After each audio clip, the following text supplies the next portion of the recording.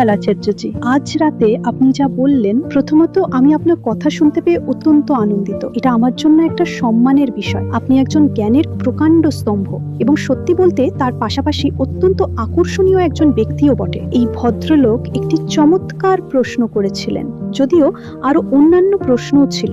আর আমি দেখতে পাচ্ছি যে আমরা এমন একটি সমাবেশে আছি যেখানে অনেক উচ্চশিক্ষিত এবং বুদ্ধিদীপ্ত মানুষেরা উপস্থিত আছেন। আমি নিজের মনের কিছু কথা প্রকাশ করতে চাই। আশা করি এটি অহংকার থেকে নয়, বরং আমার হৃদয় থেকে আসছে। আর আমি সত্যিই যা বলতে চাই তা হলো, আপনি যেভাবে নিজেকে সক্রিয়তার সাথে পরিচালনা করেন, অনুগ্রহ করে আমাকে ক্ষমা করবেন যদি আমার কথাগুলো এমন শোনায়। এটি কেবলই আমার নিজস্ব একটি অভিব্যক্তি যা আমি অনুভব করেছি, যা প্রকাশ করার জন্য, যেমনটা আমি বললাম, যেটা আমি অন্তর থেকে চাইছি। যদিও আপনি একজন জ্ঞানের প্রকাণ্ড স্তম্ভ এবং আপনি এত স্পষ্টতার সাথে কথা বলেন ও যেভাবে শব্দ চয়ন করেন, আমি লক্ষ্য করেছি যে আপনার ভেতরের সেই অকৃত্রিম, আপনার অন্তরের সেই স্থান, সেই অবর্ণনীয় স্থান যা এতটাই বাস্তব, এতটাই সত্য, যা আপনার সেই শাশ্বত ও নিষ্কলঙ্ক সত্তা।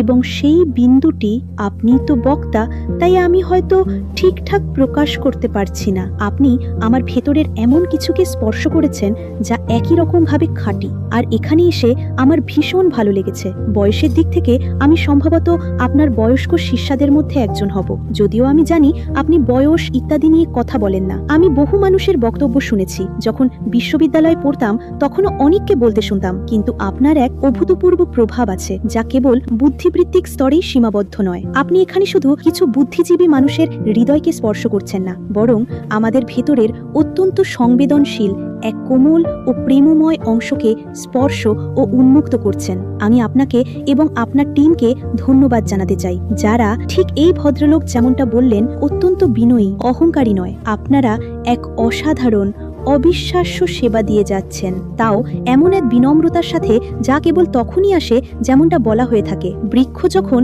পরিপক্ক হয় এবং ফলে ভরে ওঠে তখন সে নিজেই মাথা নত করে। আপনার সান্নিধ্য পেয়ে আমি সত্যিই ধন্য। ধন্যবাদ।